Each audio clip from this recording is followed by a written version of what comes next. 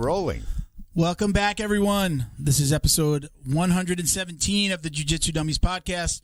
We're brought to you by Black Belt Digital Marketing. Anything you need to build your business on or offline, website design, Google Ads, graphic design, printing, we can absolutely help. Check us out at Black Belt Digital Marketing on Instagram or our website, bbdigitalmarketing.com. You can request a free review of your online presence today. My name is Milton Campus. I'm a brown belt turning out of South Florida. We got Bo behind the camera. Miguel is not here with us today. He'll be back in a couple of weeks. You the fly? We have a new sponsor. That's cool. Right? Very cool, right? Hey. There you go. Super excited to be working with them. We'll talk a little bit more about them as we go. Bro? Where's your pair, Bo? Hold on one second.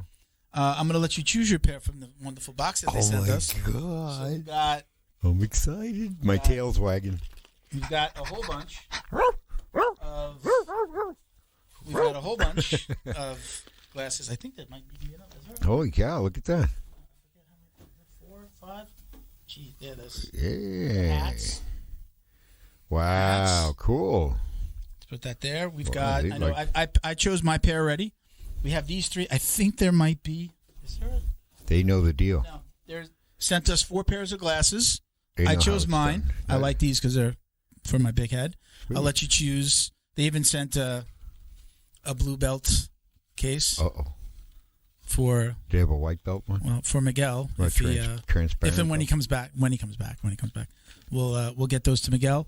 I'll let you choose though from these. Cool. I don't know if you're a hat guy, but we got a couple of hats from them as well. Very cool, right? Leo Optics. Very cool. Very cool. Yeah, very nice. Blue or gray? What? Blue or gray? Gray. So we got. All right. Oh, look at this! We got a gray T-shirt for you. So we got a gray shirt. Sweet. So we'll. Excelente. Ah! Oh, it's okay.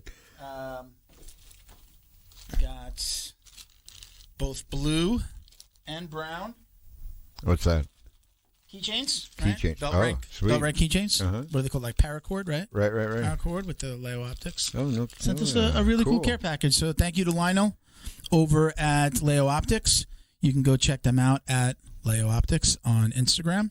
If you go to the Jiu-Jitsu Dummies Instagram, we've got them in our link tree, and we've also got the coupon code. You can go to their website, leooptics.com, and it is, oh my God, it's going to be 10% off with code JJD.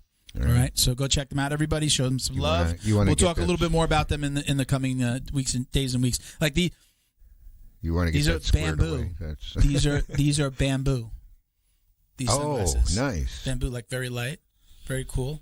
It's got the nice little. Yeah, that's the thing. The red tip bamboo from the belt. Is super, super light, but it's very strong. Very, very cool. He's got some newer glasses. Sweet. And we're real excited about working with them. So cool. Thank you to Lionel and his team. Thank you to our friends over at Flow and Roll. Hands down the best custom gi and no-gi gear in the business. Don't believe us? Visit them on Instagram at flow_n_roll and check out all of their custom designs. They've created stuff for academies across the country. He just sent me some new stuff, some pictures of some new stuff that he's launching. Amazing. I mean, the graphics are just always incredible. Go check them out at flowandroll.com. You get 20% off with code JJD. What up, Sean? Thank you to the BJJ box for all their support as well. They're Jiu-Jitsu's favorite monthly subscription box, and it's delivered to your door filled with premium Jiu-Jitsu and grappling apparel, equipment, supplements, supplies, snacks, and more. They find the best products in the world of Jiu-Jitsu and guarantee every box is going to be worth more than the cost. All right, each box includes 4 to 7 items that you're going to love. You can use coupon code JJD10 for $10 off your first order. And I think we have another box on the way. We probably have in another 2 episodes, I think we'll have another unboxing. Cool. Shout out to NutriZone CBD. No matter if your aches and pains are coming from lifting weights at the gym, rolling on the mat, or just the daily grind of life, NutriZone has a product made for you. Find your NutriZone by finding the best products for your pain wellness so you can continue your active lifestyle, right? So you've got the tinctures, you got salves, you got lotions. This is like not even half of the stuff that you can find on NutriZoneCBD.com. And again, you can get 25% off with code JJD. All right? So. All set? Cool. I did that fast. I'm getting fast. That is fast. There you are. All right. So today's guests, we have Amanda Tubby Alequin and her husband, Eric Alequin. BJJ Black Belts. Eric's an MMA fighter. So let's go ahead and get them in here. Let's do this. Us. Welcome, guys. How you doing? We're doing good. We're doing good. Excited. We're excited. Thank you for joining us. I appreciate you being patient. I got a little Zoom problem there at the end, but we made it. I'm coming an hour from into Miami too, so the traffic was a little heavier than expected during the day. But I'm so happy to meet you guys. I know a friend of yours, Scott Ferguson. Do you know Scott? Fergie. Yeah, Yes, sir. The man, my mindset coach. Yeah, there you go. I know. I did his podcast probably almost 2 years ago now. Like as soon as we launched it, he was just like, "You got to get Tubby on," and then she's like, yeah, "Get them both on. Get Eric on as well." So I know we tried to get you guys on way back in the day, but I'm glad it finally came together. And again, welcome. Sure. So, Thank you. so let's dive in. Let's get kind of like everybody always wants to know. This is probably like every podcast. Like, how'd you get your start in jiu-jitsu and MMA? I'm gonna every question you guys is two answers. You guys can both answer. And, Yeah. You got So it. start with Tubby. Tell you, how did you get your start in jiu-jitsu? So I started jiu-jitsu. I was training at XFC in Tampa. I was doing the kickboxing classes and the boxing and the MMA classes. And then one day my brother came home from a jiu-jitsu class and he was like, "I bet you $5 I could put you in something and you can't get out." And I'm like, "No." And this is my little brother, so I'm used to beating the crap out of him. So I'm like, okay. I was like, "Put me in it. Let's do it." So he goes and he puts me in his closed guard, which off rip, I'm just like, I'm getting out of this. Just because he's on his back. And he sets up a Kimura lock and I can't get out. And then he starts tugging at it and I'm like, "You're going to break my arm." And he's like, "I told you." So after that, the very next day, I went to my first jiu-jitsu class. Oh, that's and that's awesome. how I started. Yeah. Eric, that's what about you? 15 years later? Yeah. 15 years later? I was 15 years old. Yeah. Really? Oh, wow. So I'm 28 now, so 13 years in. Eric, and how did you get your start in MMA or indoor jiu-jitsu? I actually had the intent of fighting MMA at the time. I was a big Randy Couture fan. We went to check out a couple gyms. Went to the store at the time that was in Wellington, Florida. Didn't really get a good vibe from the gym. Ended up checking out a Team Noguera in West Palm Beach. The instructor walked off the mat. As soon as I walked in, he's like, "Hey, take your shoes off. Come try the class." And next thing you know, I'm full-time training 6 days a week jiu-jitsu with this guy. Oh, wow. How long ago was that for you? Oh, that was 2008. Near Okay. the end of 2008. Okay. I graduated high school. I was going to college for a little bit, started jiu-jitsu, and that was all she wrote from there. So now, how did you guys meet? Did you guys meet in the gym on the mat, or how did this happen? It was honestly, I want to say it was just seeing each other at tournaments. Like it's weird, but like in the background of our like competition videos, we're there. We just didn't know each other at the time. Really? So it was just through mutual friends saying, "Hey, you should check out this girl. Hey, you should check out this guy." And then my sister knew one of his friends and then invited him over and his friend to come train at our gym. And that was like our first really like face-to-face introductory. And then it just took off from there. I mean, we would compete at almost all the same local tournaments. And it's just, yeah, that's how we met. And where are you guys? Actually, honestly, Good. he saw me compete. I took a super fight at Palm Beach Gardens here and he saw me compete. And he sent me a message at that time. I think was it MySpace? Was it Facebook? It was probably MySpace. I think it was MySpace. Yeah, I think it was MySpace at the time. And like he commented on my video and he was like, "Hey," oh no, he sent me a message. He was like, "Hey, great job. But next time you should work on your spider guard." And at that time I was like getting all these compliments from so many people. So when I opened this message, I'm like, who the fuck is this guy? And who does he think he is? So then that's what kind of like got me responding back to him. And he was like, I couldn't compliment you. He was like, I had to go the other way. I had to insult you and get your attention and then reel you in. You know? What do they call that? They call that negging. So like saying something. He knows what he's doing. So he knew right away. I definitely Does know. that Now, does that still happen in your relationship? Does that go both ways? Are you critical? Are you like extra supportive? Oh, man. Like I kind of feel like sometimes in a relationship, like I'll tell my wife, I'll be like, listen, do you want the honest answer, or do you want the answer to pump up your ego a little bit? Like if she tells me something's going on at work, I'm like, do you want the answer, or you want me to just comfort you because I don't know which way to go? Because I really want to give you the real answer so that it can really help you. How does that work with you guys? We're definitely at the point of just real answers. Yeah, we're like, some may say harsh, but we're just the only way we're gonna get better in whatever we're doing is just being honest with each other. And just, we've said it before, like you've heard it before, like, oh man, like I probably have something on my face and that guy probably would have never told me. And like, we're not those type of people. It's like we love you and I love him and he loves me, we're gonna be honest. Yeah, no. I do that to my wife. No, some days he's like looking at me, he's like, man, your head is a little bit larger than normal. Like he'll just say stuff like that, and I'm just like, but she hit me back. She hit me back as well. I'm just like, dude, are there ever any? You just be honest about. Do feelings still get hurt once in a while? Do you feel like, oh man? Oh, 100%, 100%, dude. Yeah. Yes. Just recently too, with one of my weight cuts, he was just like, dude, you didn't even have a butt. Your butt was like sucked in. I was like. Oh, that's thanks. Yeah, it's the weight is a touchy subject for both of us. For both of us. Yeah. You guys are you both vegetarians, or you don't eat meat? But Eric, you don't eat meat. I don't eat meat. I haven't had meat for probably like 12 years. No fish, nothing, no seafood, no meat at all. Okay. Nothing with a face. I do seafood. I like seafood. Yeah, I do seafood, but primarily like nice vegetables. I love vegetables, love greens and stuff. But I feel like I needed something more, so I want to say 3 years ago I started eating like seafood, fish, and mainly he goes fishing, so he catches me like the fresh fish. So that's mainly the fish I eat. If it's not fish, then I do shrimp. Our weight cuts. Yeah. Weight cuts have to be a lot easier. Yeah, with that weight diet, cuts have gotten a lot. Yeah, honestly, like I said, when I did the transition to start dropping the weight. This was back in 2018. That's when I pretty much I was like, man, I feel like I did it probably 6 months when I started the transition. And I told him, I feel like I need something else in my diet. I was like, I'm doing cardio. I'm doing all these HIIT classes. I'm training also. I was like, I feel like I need something else. I feel bloated when I eat beans and like the hummus, all that stuff. So I was like, I need something else. My body doesn't adjust the beans right.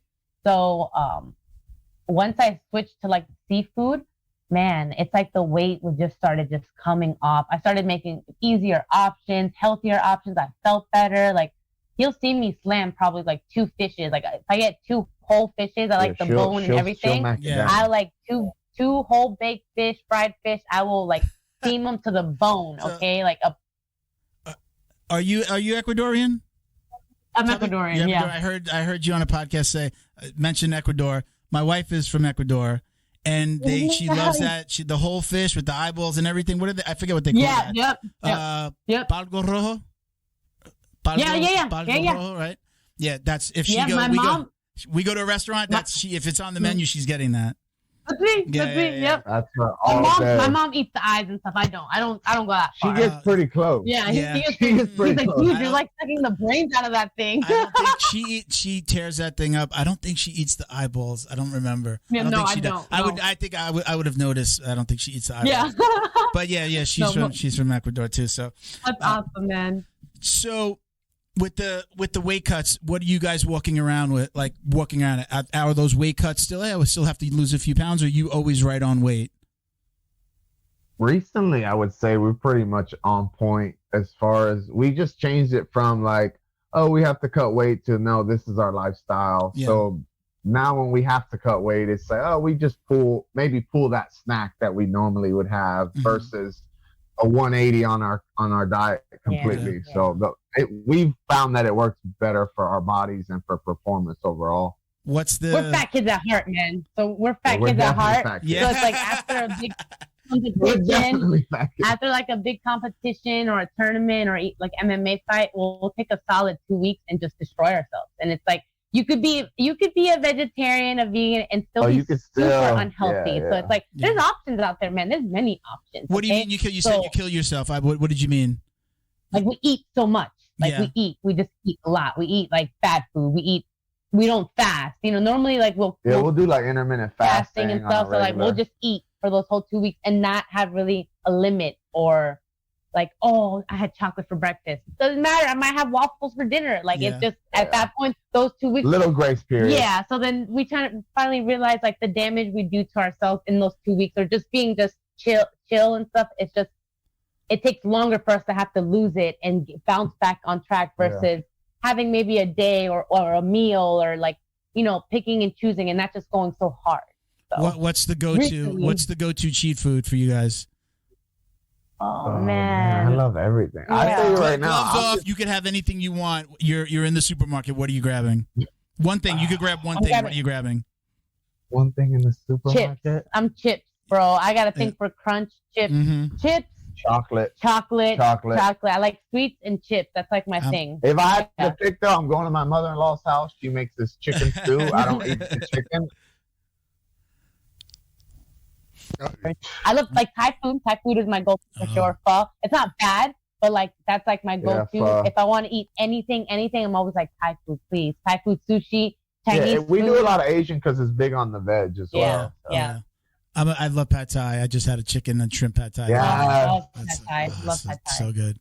And dude, I like TikTok teaches me all these recipes. I'll come home, like I bought the sushi kit maker. I bought a whole wooden thing to steam dumplings. Yeah, she's making dumplings like last week. Everything, the little molds to make the orinagis or something like that. Like I look it up. If I like it, I make it. Well, I got a little tear. My wife doesn't cook, so Ecuadorian doesn't cook. Little tear. I got to do it. I eat out or cook myself. She found her way. Yeah. TikTok helps a lot. Yeah. I will say TikTok, man. TikTok during COVID times especially was innovative when it came to like, we were all stuck in the house. So why not work on a new hobby? And I did cooking. She got addicted to clean talk, right? The cleaning stuff, cleaning tricks on TikTok. So I'll take pink that. Stuff. I'll take that. Did she try the pink stuff at all? What's that? No, I don't know. The pink stuff? Cleaner. It's like a cleaner. It's called the pink stuff. It takes everything off. Really? And I got it from TikTok. Saw it on TikTok, bought it. Amazing. I've got to tell her about that. So we're talking about weight. Eric, I heard you say you walked around at like 270 plus at one point in your life. You played football? I graduated high school 275, man. Wow. And I just obviously I didn't want to compete at that weight for jiu-jitsu. So little by little I compete like 200, 195. I fight MMA at 170. I walk around like 185. So I don't cut much weight. Yeah. How do you feel? You could feel that. That's a whole child. That's a whole child. 100 pounds. In my mind, I still have that strength though. I feel like when you're that big, you always carry some of that strength with you. I try to explain it to people. I'm usually the heaviest I've been is close to 250. I'm down at like just breaking into the 220s, and I tell people that, like, number one, I can feel it, but I'm not seeing myself all the time. I'm seeing you. I'm seeing the person across from me. So the way the mind works is you think you're the same size. You think you're like that's almost a real image of you. So I don't realize that how much bigger I am until I see pictures of myself next to people. I have a really funny story. I had an old roommate, and he was kind of heavy, but he had like really like slim shoulders. How do you say slim? I know like broad shoulders, but he's slim shoulders, right? Yeah. He looked really small, and his head looked so big. And he was a bartender, and every time I would go to the bar, I would I would make fun of him. He was my boy. I'd make fun of him. But then one day I saw my head next to him in the mirror. He's behind the bar. And I see my head next to his, and I said, "Holy shit, my head is so much bigger than yours." And I never brought it up. I never said anything about his head again. But I don't think people realize that is that as a bigger guy, most of the guys I roll with are probably 200 now. I've got a couple of there's always some big white belts that come in, and some of them last, some of them don't. But most people are probably going to be a good 30 to 50 pounds smaller than me. And I try to explain that to them. I tell people I've had to learn two things. I'm learning jiu-jitsu. I'm a brown belt now, but when I've learned jiu-jitsu, I also had to learn how to not like put all my weight on somebody or crush somebody because I'm going to hurt them. I'm going to this, I'm that. So I'm like, there's two parts that are going on here. You might be going crazy and, you're trying to get me. I've got to make sure that I'm doing my jiu-jitsu technique and not hurting you. So as a bigger guy, when I first started, it was just like, you guys don't understand. Like if I really put my weight on you, not that I'm like this great jiu-jitsu. If I really put my weight on you, you'd really feel like I'm holding back. I'm keeping my weight off of you a little bit. So I know that big boy struggle, but I also know when I lose weight, man, I feel like I can move so much faster, and it's just it's just different in the gym. So that's got, I mean, again, 100 pounds. Training? What's that? How long have you been training? June will be 9 years. I'm a little bit older. I started when I was 41. I started right before my 41st birthday, and with COVID, I blew up my knee during COVID, so I lost probably like 9 months. My gym, no, they weren't training, right? No. Nobody was training, right? I would have trained that entire time, but I probably would have had my brown belt a little bit earlier and maybe be at black. When people ask, "Oh, how long have you been training?" and I say I'm at brown and like I'm got 3 stripes, close to the black. I went from white to blue in 6 months. I was my coach's only student. He just opened a gym. It was just me and him, 6 days a week, open mats at other gyms. I started coaching with him. So like I went right through white really quick. I wrestled a little in high school, so I kind of understood like how to move my body. Mm-hmm. I moved really quick. I did like double golded at my first tournament at 6 months, and he was just like, "Here's your blue."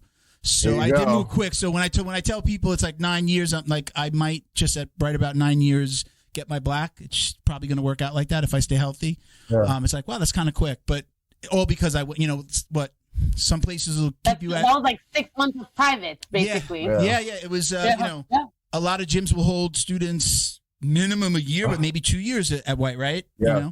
So I definitely went through that quick. And again, I was doing the kids class. I was opening the school.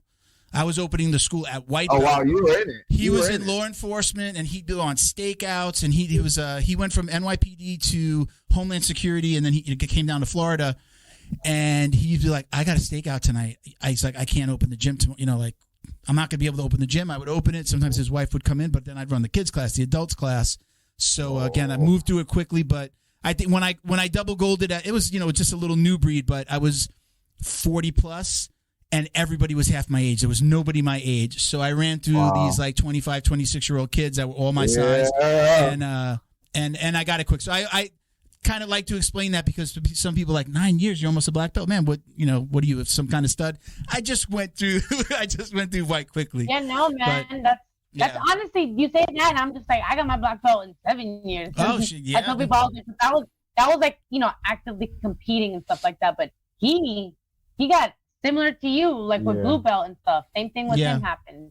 Yeah. Similar competition. 3 months? I got mine in 3 months. You got his blue belt in 3 months. I was training so much that when my wife would be like, I'd come home and she'd be like, "Really, 5 hours?" Like, because I would go to work at 5. Does she train? No, she does. She does like I love kickboxing style stuff. So she goes to like do kickboxing.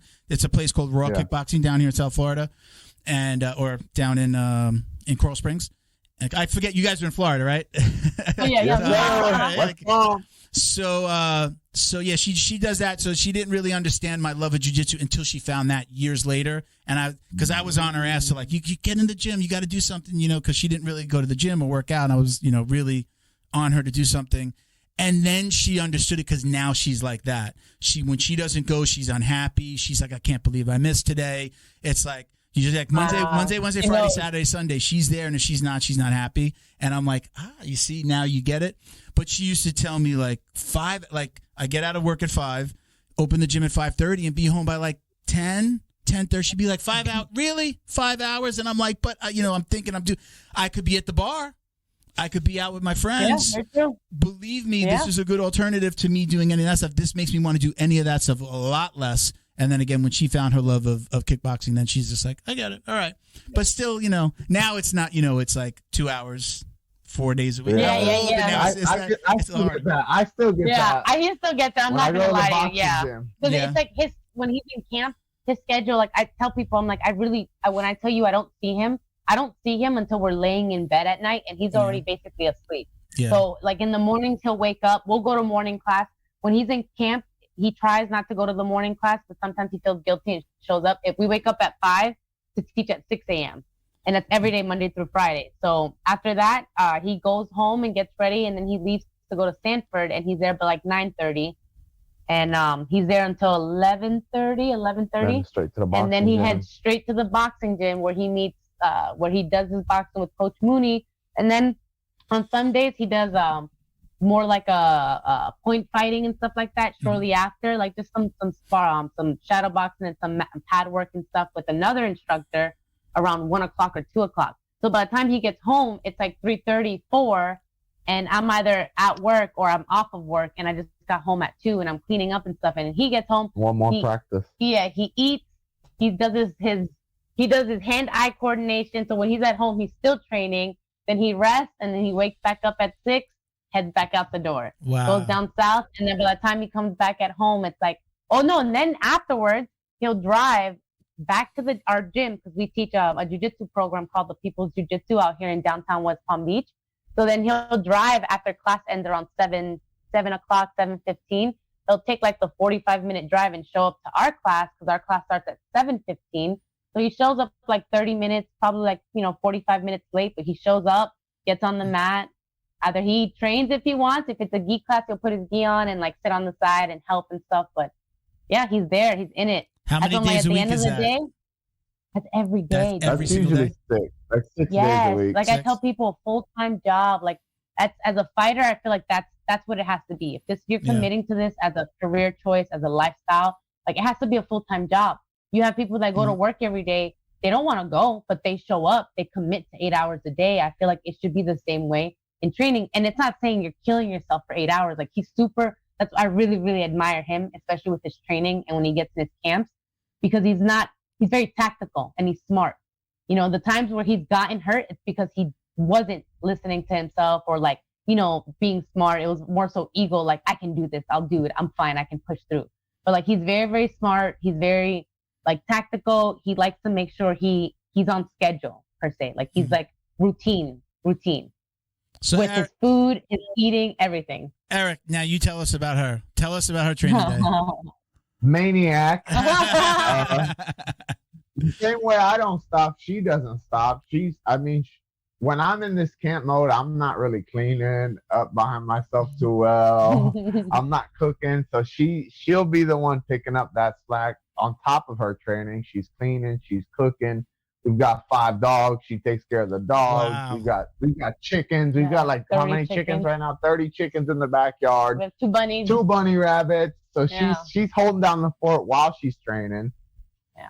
And sometimes she's good unless she's got to cut weight and she's hungry. When the hunger comes in.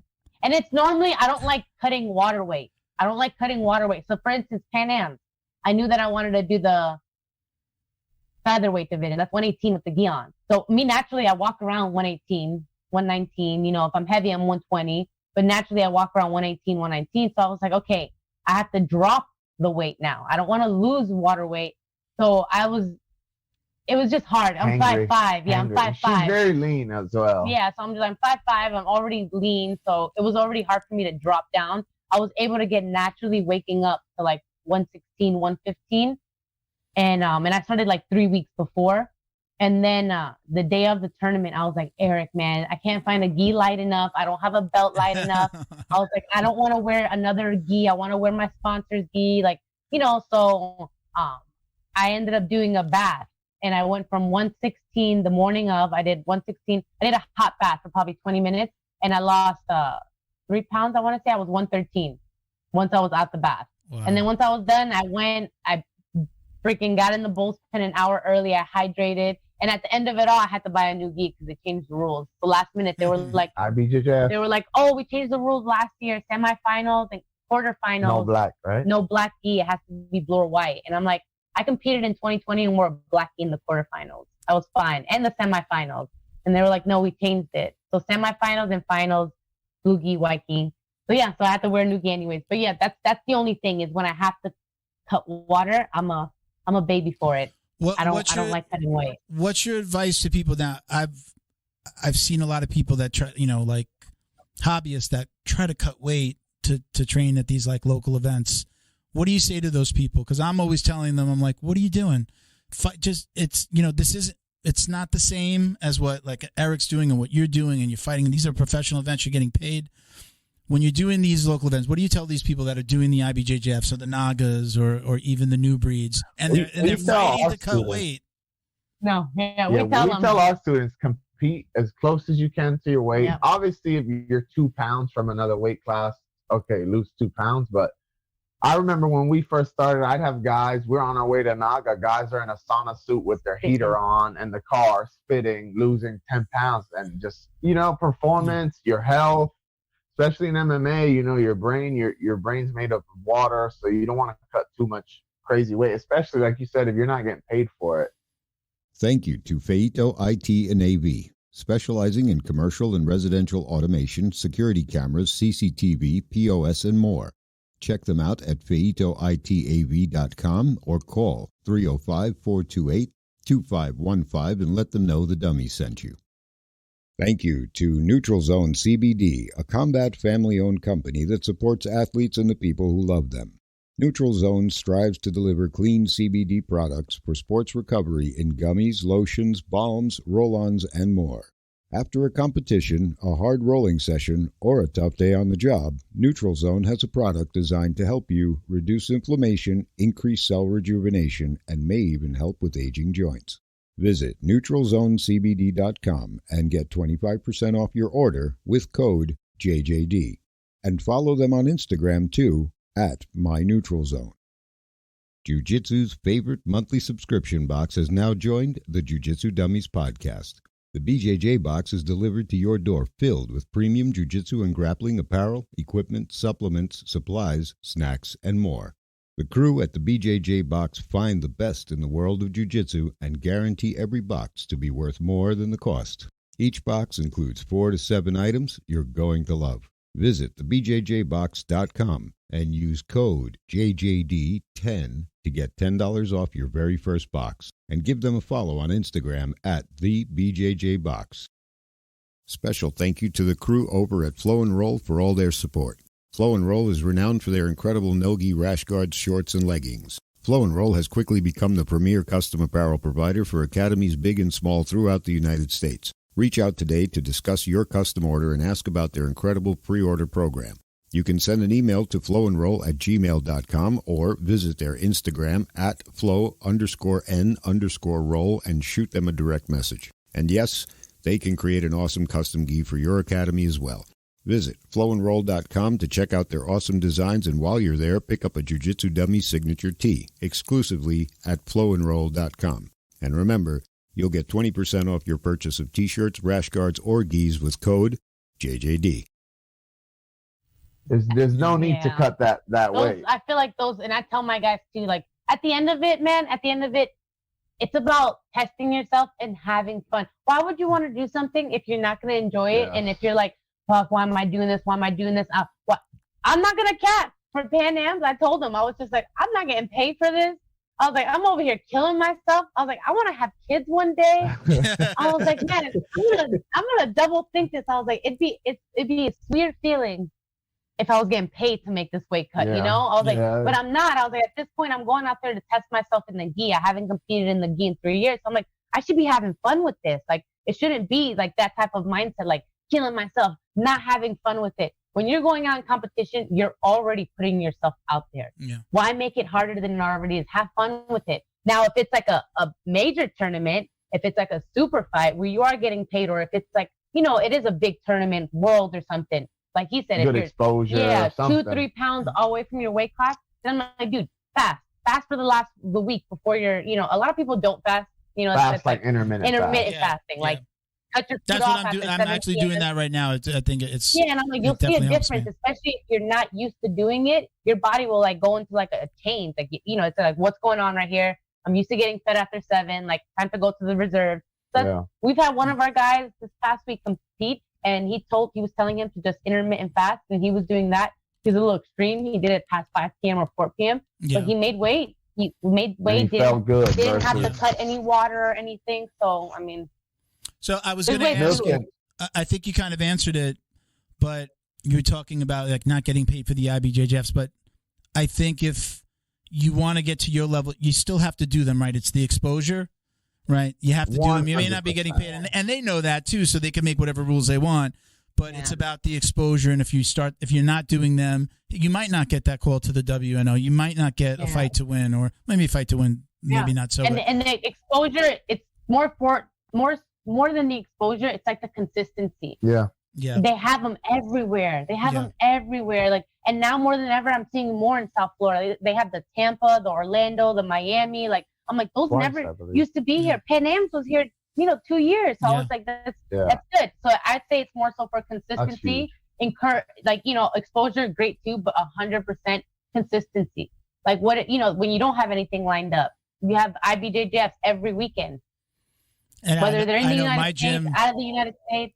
My gym, they're traveling to all these. Now the kids program is traveling all over the place. To have, like I was telling my lower belt guys, like to have a Pan Americans in Florida is huge to me, because we were traveling to California every year for Pan Ams, for Worlds. Thousands of dollars. I'm like, dude, the Pan Ams is in your backyard. You got to go and get that. That's a huge title. Yeah, I just went down to was it the Miami Open? Yeah, Miami Springs. A lot of fun. Like, I'm not competing, but love to go watch my team and get just as nervous as going out there yourself. Yeah. But so, Eric, tell us about you're still fighting in the PFL, right? Yes, sir.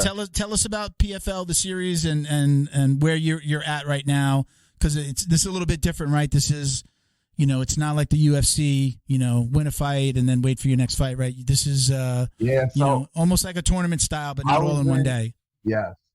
I was in the Challenger Series. So basically the Challenger Series, they take X amount of guys from each weight class and you fight your way for a contract. But if you have a good showing, that they'll keep you in contact. Mm-hmm. I had my first pro loss at the PFL, which was a great learning experience for myself. And they liked my performance, kept me on the radar, actually called me for a couple short notices, which the other side declined. Apparently there was an experience issue. And then about 2 months ago, I had a knee injury. So I've just been trying to rehab my knee before I get back in there. So are all the PFLs you said for a contract, like the PFL does that $1 million prize, right? That's per them? weight class. Per weight class. Is that the same as getting a contract, or are those two different types of tournament styles within PFL? When you enter the Challenger Series here, that's like your intermediary step to go to the tournament. So you get the contract for PFL, and then they'll put you in the tournament. And it's still like you could win all your fights in the tournaments, but you don't get to the finale because it's point based. So they're kind of putting that incentive for guys to get the finish. I believe like first round finish is 5 points. Decision win is like 2 points or something like that. So they really put the fire on guys to go out there and get after it. You like that? Do you like that way of doing it? Oh, I love it. I love it. Yeah. Do you see yourself fighting in another organization in the future? Is this when I initially started, I was like all about the UFC. Everyone's like, oh man, UFC was the only thing at the time. But now PFL, I mean, you could win $1 million in 4 fights. So that's huge. I'm really like, I like PFL. I really like One, who Tubby signed to One. I'd fight for UFC One or PFL. Any of those are on my list for sure. I watched my first full One event, this one on the 5th. Oh, it's a good one to watch. Yeah. Can't miss the first one in the United States. Definitely. I was, before it was really on my radar, I knew about it. I didn't necessarily fully understand it. And I used to be over here talking about like, jiu-jitsu could be boring. Like, we're never going to have that like, I love jiu-jitsu. I love watching it. I love doing it. If I'm not doing it, I want to be watching something. Like, I'm all about jiu-jitsu. But I know for the casual, right, you can have a casual MMA fan, but there aren't really a lot of casual jiu-jitsu fans. And the way that One is doing it is kind of, it's getting us to that place. And then when I was like, wait a minute, One's doing what? Oh, well, I guess really like when Mikey started, all right, I started to really pay attention to it. And I think it's incredible. I think it's a great way of doing it. And I hope that maybe the UFC and even Bellator maybe catch on to and say, yeah, maybe we should do that. Yeah. Hey, let's make it the undercard. Make jiu-jitsu the undercard at the beginning, or like they do it. It doesn't always have. It maybe is not going to be the main event just yet, but I like it. I like that it brings everything together. You got the kickboxing, the Muay Thai. Let's do it's all stand up MMA. I even like this new thing. I can't believe that I didn't go to the event. This bare knuckle MMA. I didn't see the fights, but Masvidal's, I guess that's part of his organization. Did you? Yeah, I didn't see the fights. I think I saw some highlights, but I didn't see the fights. What do you think about that? Yeah. Somebody who bare fought? knuckles another story, man. Bare knuckles another story. Scary. That's probably the one thing I wouldn't do though. Yeah. Bare knuckles, it's nuts. Yeah, you see these guys come out with Yeah. The girls with too. they come, you get beat up. What do they say? That you're on that line, they say knuckle up, and then they come out firing. It's not like MMA where you're going to take your time, stay at a distance. Everybody wants to get in there. They go. Listen. Everything. The sport, MMA, jiu-jitsu has come a long way, and I like where it's going. I hope that the Bellators and the UFCs kind of catch on to this and say maybe there's something here. I don't know if Dana White would ever do it. I think he's kind of he's not a follower, so to change his organization to what somebody else is doing. But I definitely I hope one comes down here one day. I'd love to see them in Florida or I think I heard through the grapevine that they may be signing a contract together. I don't know how true that is. One and UFC? There's one in the UFC, yeah. That as would far be as huge. grappling and stuff, because they want Gordon. I'm pretty sure Gordon had signed a contract with one as well, but couldn't find him a match. Mm-hmm. So I don't know. There's some talk about that. So I don't know. Hopefully. I know he had that contract, got sick, right? I don't know that he ever really fulfilled his contract. Whatever happened, he's not under contract with them right now, right? He's not signed. No, I don't think so. Now he's got that deal that he signed with Flow, right? Flow Grappling. He's got the $1 new million one. contract with Flow. Yep. I don't know if he would still be allowed to fight on that. What is it? The Fight Pass Invitational? I know that he was with them, both of them. Yeah, he's had signed originally with the UFC and the one. Yeah. Recently, he's gotten the Flow Grappling, but that's why I was just they were talking about something going on there with the grappling. So. Yeah. I think it'll get there because 10 years ago when we were doing it, no one was talking about jiu-jitsu. Yeah. No one knew about jiu-jitsu. No one was paying athletes to do jiu-jitsu. Yeah. You had to fight to win money. Yeah. What about you, Tubby? Is that in any way, shape, or form in the future for you? Is that part of your plan, or are you sticking with jiu-jitsu? I honestly, I started out boxing before I did jiu-jitsu, and I always tell him, I was just I want to do one MMA fight just to see if I like it. And I know I'm gonna like it, so I think it's bad, but I want to do it. But he's at the point until she has to cut weight. Yeah, until I have to cut weight, right? Yeah. He's also like, Tubby, you have such a good gig with jiu-jitsu. He's like, you get paid for it. He was like, I get punched in the face, but I was like, I can make more money if I get punched in the face. But so I don't know. I definitely want to. I want to try it. But let's see. I was like, I'm 28. I can make a good run for it in a matter of 2 years, less than a year. But have you ever trained a little bit in the gym? Have you ever put on the gloves in the gym? Yeah. Actually, after I come back from this match for who's number one, I'm planning on helping Jillian for her camp coming up for her next fight, Jillian Robertson. Yeah. So I'm hoping he can take me down to Goat Shed on Wednesdays, and I go over there and train with her for some of the grappling MMA days. But I have a kick out of it. When my guys usually fight MMA, or when he does, I'm just like, can I put the gloves on and can we grapple and punch? I'm like, please, So, and also too, he's making the last Friday of our morning classes, MMA grappling class. So that, we want our students to kind of say, hey, jiu-jitsu is great and all, but let's look at it from this aspect. If someone's punching you in the face, you're not going to berimbolo. You're not going to be going upside down, berimboloing for your life. So it kind of changes the aspect of kind of gives you more of a realistic feel as far as self-defense wise, or gives them a little insight onto what he does and what to expect, how to use your jiu-jitsu if it came down to it with having to punch and, fight. My first gym was like that. My gym now, the one that I've been at this gym for 7 years, we're just jiu-jitsu. But jiu-jitsu? Yeah, I knew my gym was closing after 2 years, and I used to go stalk. It was the old Fight Sports in Coral Springs, which is now Jiu-Jitsu for Life. Sofia Amarante. Yeah, Sofia and Felipe. Yeah. I used to drive by, and I used to just sit outside because I just wanted to see the program. And they had some stand-up. They had a stand-up coach for a little bit, and as soon as I started, they got rid of they got rid of the program. And I was like, oh man, because I did do we did stand up. It was like Monday, Wednesday, Friday was jiu-jitsu. You had a basics and then, an advanced class. And then Tuesday, Thursday was what we called MMA, which was we did our basics. We did a jiu-jitsu class, and then we put on the small gloves and we grappled. And, we were punch in the face and takedowns and, we not heavy ground and pound. We would, get to the ground, do jiu-jitsu. To let the person know, like, hey, you can be hit on this position. I loved it. I mean, I have that little bit of that was like, I did stand up before I did anything, even at another gym. I was doing a little Muay Thai someplace.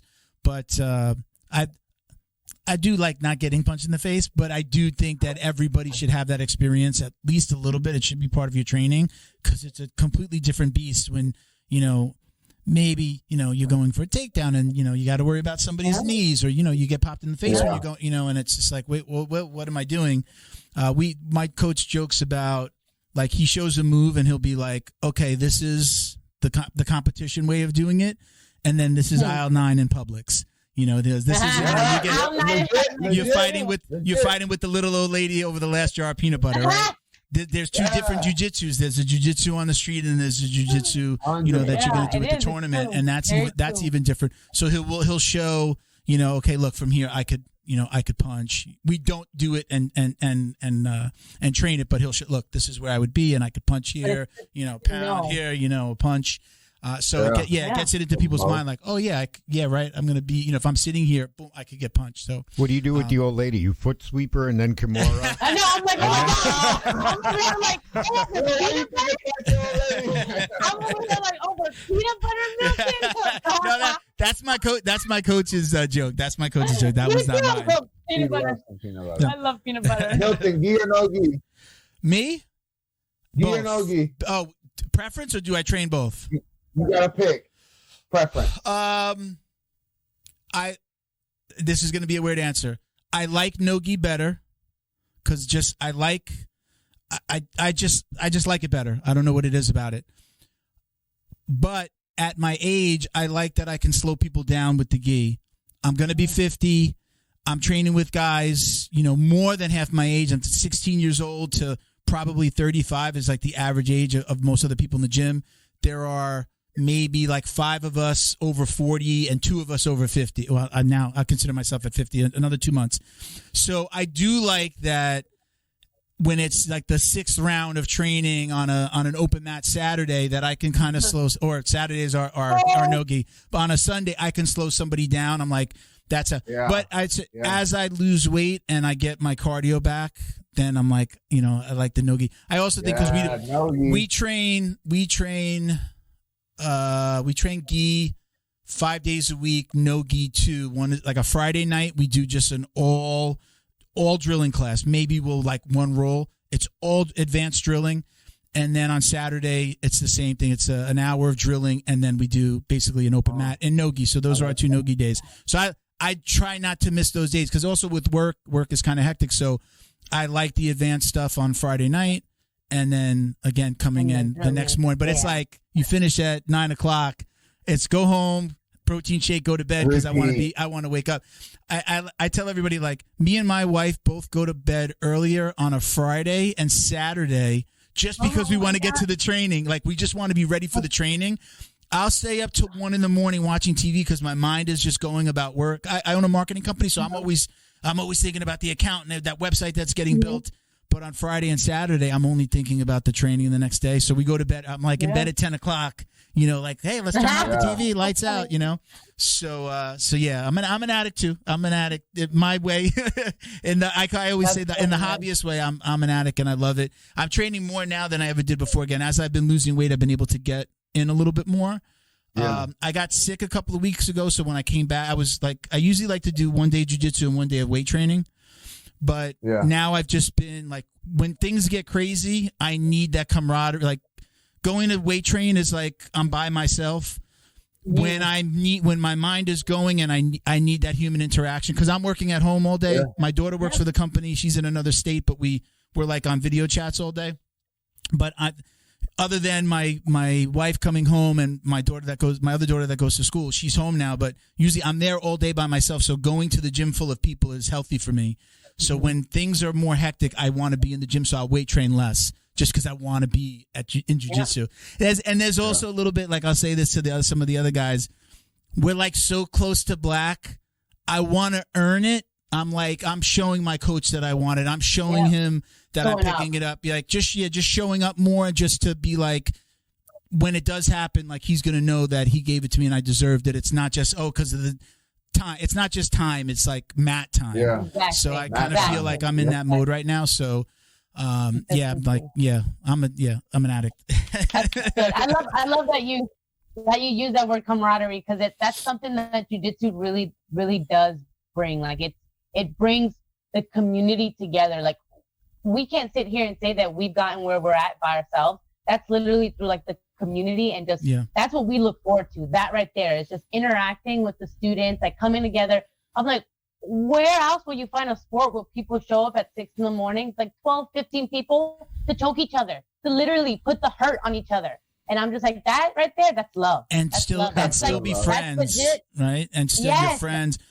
All of my, other than Bo, all of my friends in my daily life in my town, besides people that, I went to school with in New York and other places. Yes, I'm friends with them, but everyone is from jiu-jitsu. I don't hang out with anybody who's not doing jiu-jitsu.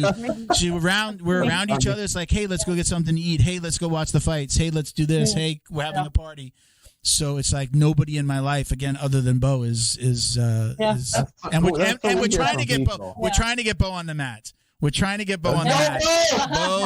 Bo has not given in yet. He did tell me that day. He's like, "Oh, there's a Gracie Academy right around the corner here." I'm like, "Oh, you gotta do it." You said before, Eric, right? You gotta You got to, man. It's 100%.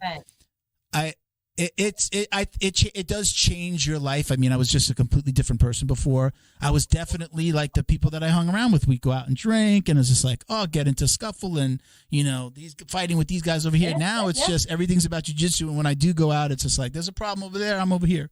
I want to be as far away from that as possible. I don't want to not be able to train. I don't want to hurt somebody. I don't want to get locked up, I had 3 beers the other day. I had 3 beers the night of the UFC, and I'm just like, oh man, I'm not gonna be able to train tomorrow. This sucks. Like, it's just going through my mind. I'm like, what did I do to myself? 3 beers. It's like not a big deal, but then I didn't train the next day, and then I went yesterday.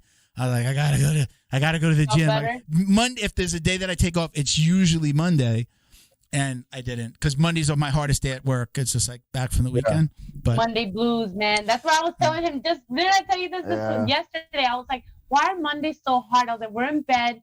We get a whole night's full of rest, and I wake up on Mondays, and I'm still tired. Like, granted, we walked in on our Monday class, and it was popping. So, like, we were up. We, like, woke up, but for the most part, man, Mondays are just so hard for us. And then just in general, we're in bed now because of the 6 a.m. classes, like you say on a Friday night. Bro, that's, like, our main goal. We have, like, alarms on our phones that goes off at 9:30, 9:45. Go to bed, champ. Sleep is vital. Go to bed.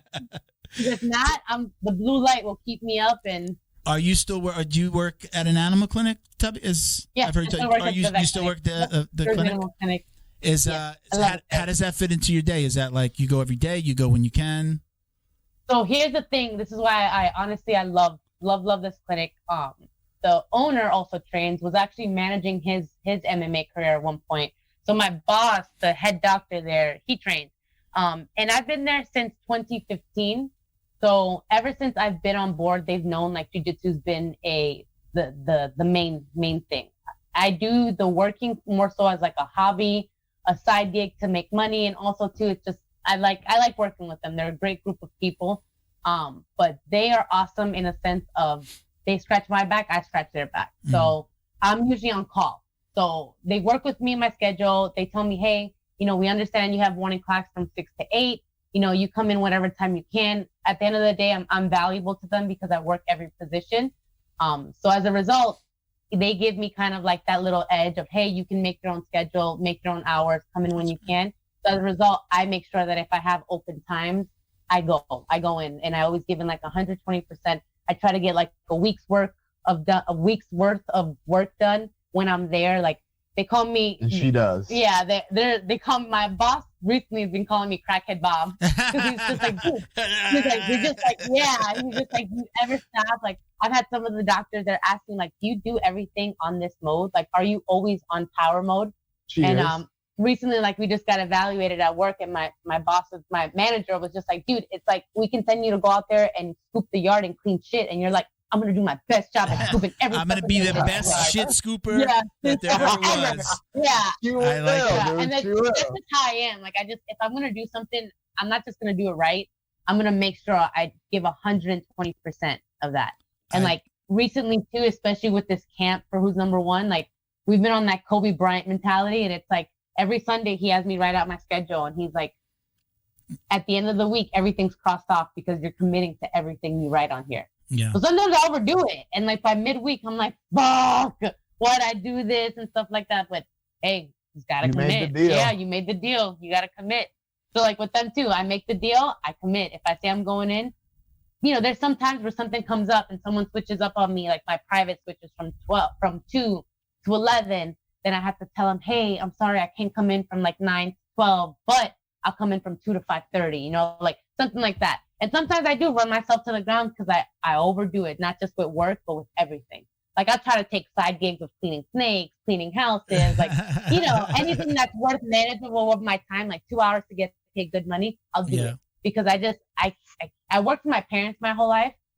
So I already got I've literally worked, liquor store, restaurant, all that good stuff, beverage castles. My parents, selling candy, gas stations. I was selling candy at the age of 13 on the side of the streets of New York, hustling. Thanks, bro. So it's like I've done all the work, and now I want to invest my time in something that I want, like jiu-jitsu. And that's what our program, the People's Jiu-Jitsu, we're for the people, man. And like, we're here to serve the people. So like, that's my goal. I'm here to serve the community. Tell everybody where that gym is, where you're running that program. The People's Jiu-Jitsu is in downtown West Palm Beach.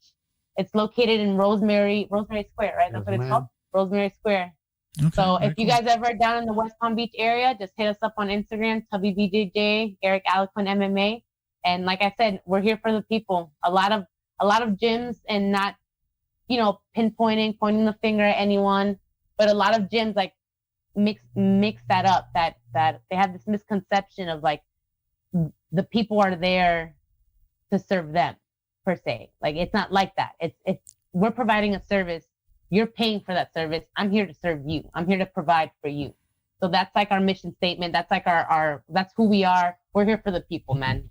We're the People's Jiu-Jitsu. That's awesome. I have a couple of listener questions that I want to ask, and then we have something called the drill down that we're going to do at the end of the show, where we have a list of questions common questions that we get from the audience. So we just started to ask all those of almost every guest. So I'm going to ask the two new questions first. So this first one is, let me see here. This is Quadzilla Jits, and you might know some of these people. Is it easier to have a full load training schedule since you both are highly dedicated and talented? I think we kind of talked about that a little bit. And it says, as opposed to one or the other not training or being a martial artist. So do you find it easier that you're both in this business, that you're both in this 100%. World? How hard 100%. Would it be if one of you guys, like if you were just a vet tech or you were working at the vet, how hard would that be? Because it's hard to understand, right? I don't think if you're not involved, you just wouldn't get it, Like your wife, for example, she's like 5 hours, really? But now she needs that training. So I don't think again, if you're involved, you just don't understand. And we both have competed at a high level, so we know the sacrifices that need to be made. Okay. And we feed off of each other. When one of us is down, the other one is there to pick the other up. For sure. Do you guys ever like move the coffee table and you're like, all right, let's go, let's do some jiu-jitsu? Yes. People have come to the gym and watched us roll, and like, are you guys? We're literally witness domestic violence. Except for it's okay, right? They're okay, right? Like we've had some people on the mat like, are you guys good? And we're like, oh no, we're good. We're good. Better. Yeah. Especially after that, we're good. Like we're Gucci. Is there ever a time? I love having like husband and wife teams on like this. I love having like couples because I like to understand the dynamic. Is there a time that you guys have been fighting and then it's just like, oh, it carries over into the gym, or, you know, it's like, were you supposed to roll together and then you're not rolling together? Does that happen? Oh no, if we're mad at each other, we're rolling. Oh, we're gone. Sometimes, we hash it out. Sometimes he'll be like, no, I don't want to go with you. Like you're too upset right now. I'm just like, let's go right now. Like, yeah. I'm digging like my knuckles in his rib cage or in his temple here and there. Laughing. You know, he's laughing, but I'm over here like squeezing his temple and like slowly trying to get a little fish hook in, like just jabbing my knuckles in his rib cage, like anything, hitting like his thighs, like punching him really hard in his thigh with my knuckle. Just the fish hooks the worst. Yeah, So, but for sure, if we're upset at each other and it bleeds over, we're rolling. We're trading. And it usually kind of squashes things, right? Like pretty soon always, after that. Always, yeah. That's good. Either I end up like getting up. I remember one time when we were at our old gym, we were upset at each other, and you kept footlocking me, getting me with the same ankle lock. And that's probably the first time and only time I ever cried in training. And I literally got so upset. I was like, get off of me. I was like, you're just bigger than me. Yeah, you're just, if you were in my weight class, it'd be a different story. That was like my line. I was like, if you were in my weight class, it'd be a different story. And that was like the only time I kind of cried in training. Take note, people. Take note. I was just like, I submitted her. I was like, you're catching me with the same ankle lock and not even telling me how to escape. Like, I was doing the regular ankle lock escape where you push the leg down and hop over the foot. Mm-hmm. And then he was going into like a variation. Now it's like the butterfly ashi pretty much. Now it's called butterfly ashi, but back in the day he was doing it to me and I'm like, I'm escaping and you're not even telling me how to get out properly. You're just submitting me back to back like 6 times. So that was the only time that it really, after we trained, I was still mad at him. Do you find yourselves like coaching each other as well? If you see like when he competes or you compete, or even when you see each other rolling on the mat, like, hey, listen, you should do this. Does that happen as always, specifically watching her like a hawk, especially right now. I'm not training as much because of my knee, so I'm laser beam focused. Her elbow might be an inch off to the right, and I'm saying like, you need to fix your elbow position type deal. Like he went and looked up, like he did his homework on my opponent and looked up a bunch of things, took notes, you know, so he's been honestly taking control and telling me just how to sequences, chain attack setups, like in the middle of training, like, hey, switch that position, play this. And I'm just like in the middle of rolling, switching, listening, just keeping an eye. Because at the end of the day, like when I'm out there, he's that voice. I don't have to look at him. I just know. Like, so he's that voice I look out for and I listen to. So in training, we try to do the same thing. Eric, I heard you, Tubby, I heard you talk about that Eric will watch like instructionals and take notes. Do you still do that? You take notes and then you use it, you go figure it out in the gym and then teach it to other people. Is that your methodology? I think personally for the gyms, professors, anyone teaching, for anyone who's not watching these instructionals in 5 years, they're just going to be, the skill gap's going to be so big just because guys like John Denny here, all those DDS guys, they have systematized jiu-jitsu in such a manner that, I mean, obviously some instructors have some systems, but these guys put it in such a way that anyone can do it versus, I feel like when we learn jiu-jitsu, our instructor described it as, okay, I give you this Rubik's Cube. This Rubik's Cube is your jiu-jitsu. You solve it. We mess with the Rubik's Cube. Give it back to me. I help you with it a little bit. Now I feel like instructionals is I've been given the Rubik's Cube with exact instructions on how to complete it. Okay. So I really feel like, I mean, the first seminar we went to, how was that, 4 years ago? Yeah. We were already black belts. We went to a Gary Tonin, Gordon Ryan seminar. And I left there. I said, I don't know anything. Gordon asked me mid-thing when he showed something. He was like, how pissed are you? And I was like, bro, 12 years of slave to this shit. I'm pissed. I was like, I'm very pissed, and I'm just now learning this. Like simple things like the Kimura being a pulling, not a pushing, or how to pin the arms down, like using like based on how their rotator cuff and how their arm bends. Like, it's like the anatomy of jiu-jitsu, and it's like it's not even those guys. We're open-minded to learn from anyone. Yeah, I'm a white belt. Every time I step on the mat, I'm a white belt. So it's like we're open-minded to any of that because at the end of the day, we're not trying to fall behind. Like he said, in 5 years. Look how short amount of time jiu-jitsu has grown. And let's be honest, those guys put it on the map by saying what by creating their brand, right? Which is them going out there and competing, right? And then coming back and teaching exactly what they're doing out there. that just, created their own brand, and proof is in the pudding. Now they have all these instructionals and stuff. So it's like, at the end of the day, we're not saying we're hardcore. We're going against everything we learned. There's a lot of things, details that were missed coming up when we were being taught certain positions, which just make the positions a lot easier. I feel concepts and principles that they give you that allow you to solve problems on your own. And then just in general, just in jiu-jitsu, we're like, man, it's always evolving. There's so much. They narrow it down to where it's like, okay, these are the four open guards that you're going to address in jiu-jitsu. It's like, oh, this isn't lasso de la jiba. No, these are the 4 positions you're going to come across. It's 4 positions that basically it's like 1,000 techniques from those 4 positions, but they narrowed it down to show you just 4 open guard positions that you're just examples like that, or how to grip the gi. Oh, cross grip, line of just tension. Different grips. It's not just the lapel and the cuff and the pant leg. There's so much more. It's like the inside of the seam, the shoulder grip, creating line of tensions. I'm like, no one's ever taught me this shit. Like, this is useful. Yeah. As a white belt, this is gold, Like, I look at white belts and blue belts and I'm like, bro, when you're a purple belt, you're going to be giving me some smoke, man. Yeah. It's scary to see where it's headed, but it's exciting. It's exciting. I know one little tip I give to guys that I train with. As soon as I started jiu-jitsu, I'd be on YouTube. Like, again, talking about my wife getting pissed. If I wasn't doing it, I was watching it, and I'd be like laying in bed. She'd be watching a show, and I'd have my iPad.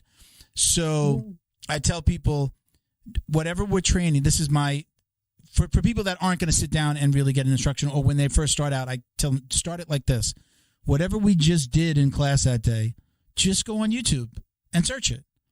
And then 100%. You see all of these other different ways, especially like, I know like my coach, he'll tell you like, listen, it's different for every body type, and like, okay, this is the way I'm going to do it, and help you figure it out for you. But when you look at some videos, you'll kind of find that and you'll be like, oh, wow, I didn't know I could put my foot there. Oh, my hand should be there. I didn't realize that my hand was here. But just watching it, and I mean, you could just let it play, right? You could just search something and then just let those videos play. I still do that. Saturday morning, little breakfast, coffee right before class, and I just put YouTube on, and I know what we're usually training the same thing, especially the Friday, Saturday is advanced. So we're doing that same thing the whole month.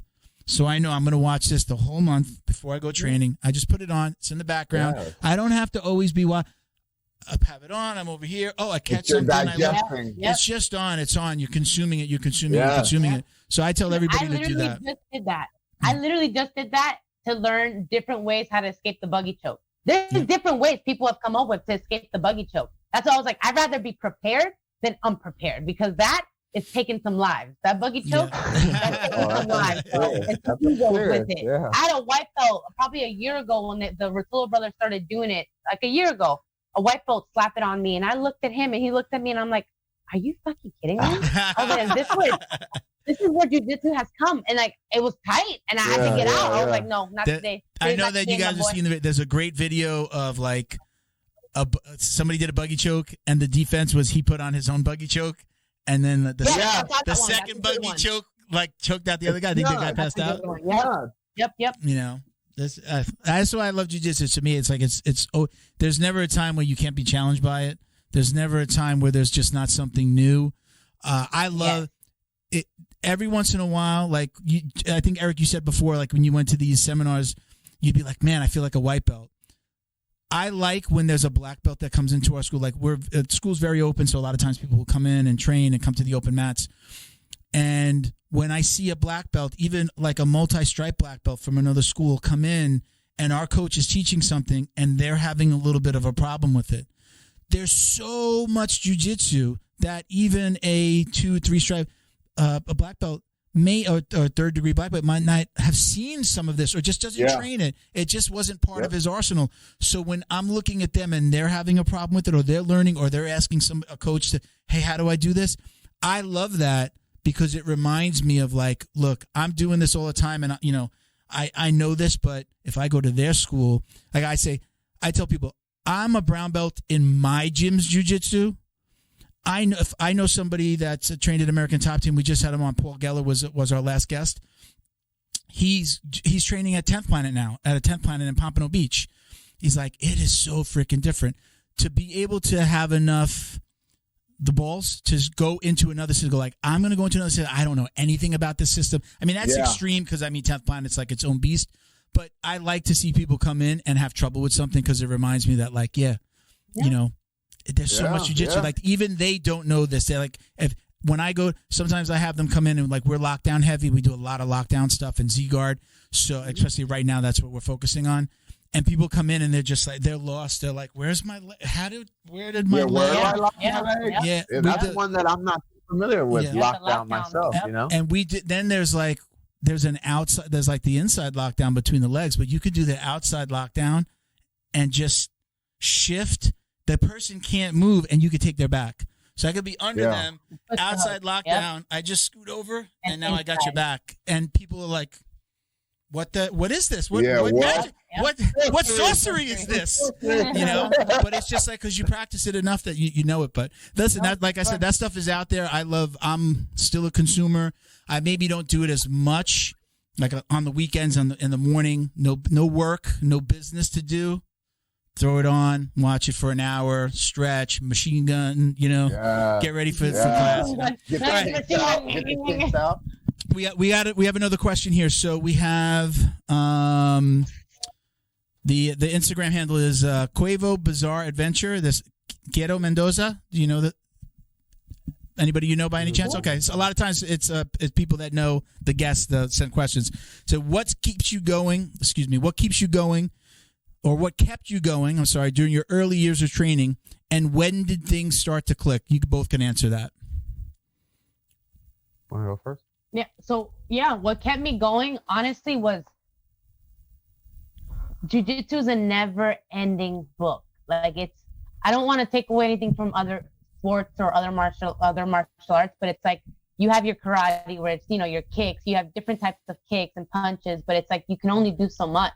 Whereas jiu-jitsu, it's constantly evolving, constantly growing. And what kept me going was I went in kind of increments. So I had this set time where I was only doing closed guard. And then I got with him, and then I started doing open guard. And then I started doing no-gi. Then I started doing leg lock. So it's like what kept me going was just the motivation of learning new things. That's what honestly kept me until this day, till now. That's what keeps me involved in jiu-jitsu. It's because I'm constantly learning. I'm always learning. It's like a never-ending book, just different chapters, but it's never ending. So what was the next one after that? When did things start to click for you? And I want to add to that. When did you know that you loved it? Like, I loved it before I got on the mat the first time. I was like a UFC fan. I'm like, I'm going to love this jiu-jitsu.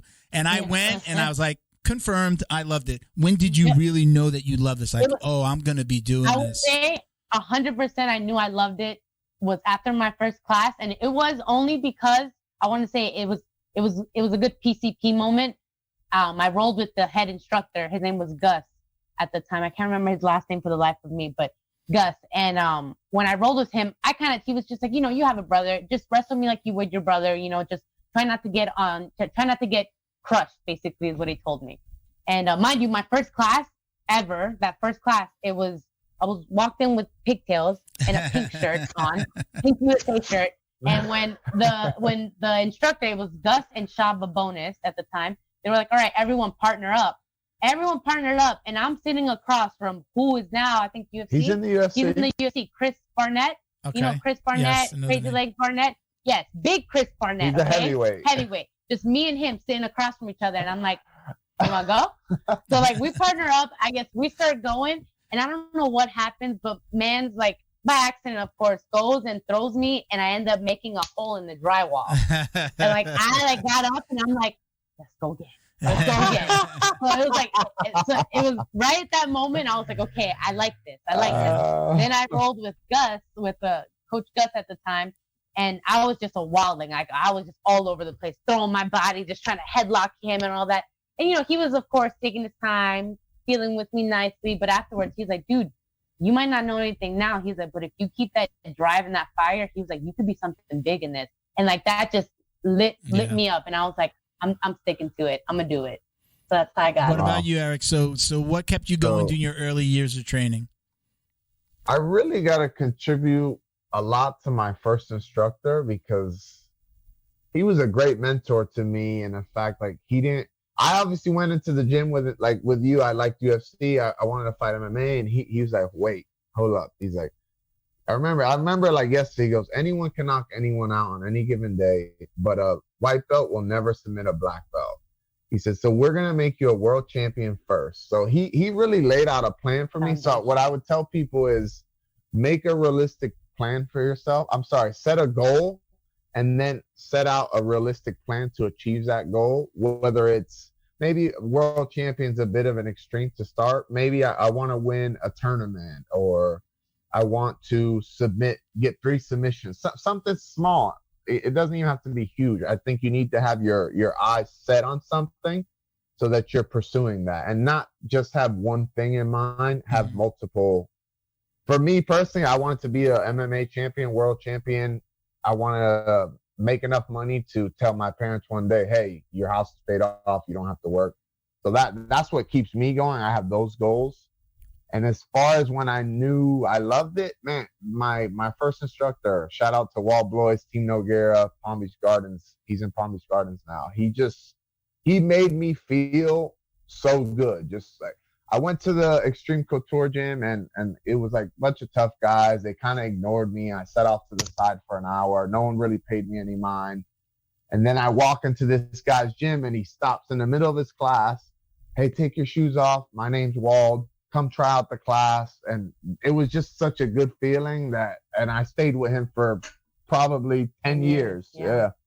How does having a good instructor, you know? We mentioned Scott Ferguson before. Is he really? He's really your mindset coach? Does he work with you? Oh man, yeah. Especially we linked up recently after my knee injury. As an athlete dealing with a knee injury, not being able to train, I've been like having to deal with my own mind, and he kind of, not even kind of, he's really helped me a lot with this. Yeah.